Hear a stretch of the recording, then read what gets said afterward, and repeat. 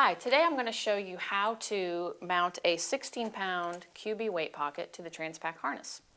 The first thing you want to do is take off the hardware from the waist strap. Once that's removed, you've got better access.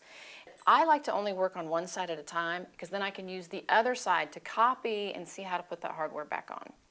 Now, the TransPac has a hip pad that's attached with a plastic belt slide.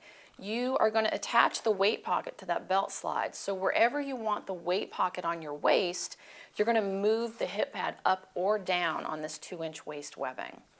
So once you kind of figure out where you want it to lie, go ahead and remove the waist strap webbing from the hip pad and from the first slot on that plastic belt slide. Take your 16-pound weight pocket that also has a plastic slide on the end and put your webbing down through that slide and back through the slide on the hip pad. Now go with your webbing back through the 2-inch webbing that's on the back of the weight pocket, but only the first part because we also have our shoulder side plate that we want to attach. The easiest thing to do is keep the slant going towards the end of the webbing and go up through the first slot and down through the second, and you're going to put this in between the two webbing pieces on the waist. Now go ahead, weave your waist strap back through the other slot on the back of the weight pocket. Go back through the final webbing slot on your hip pad. Reattach your shoulder. And now your weight pocket is nice and secure. You can reattach your D-rings or your buckle, and you're good to go. Your weight pocket's in place.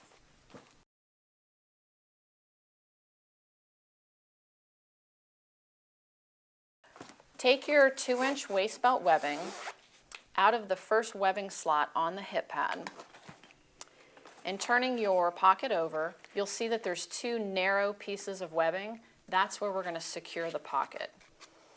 Go ahead and weave your waist belt webbing through the first narrow webbing slot.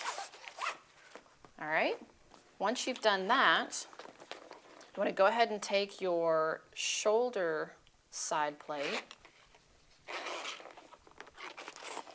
and you want to hold it as closely as possible to that narrow webbing because it's kind of a tight squeeze in between. And holding it firm, go ahead and secure it by weaving your waist belt webbing through the other part of the side plate. Now we can take our our waist belt webbing and go back through the other narrow piece of webbing on the back of the pocket.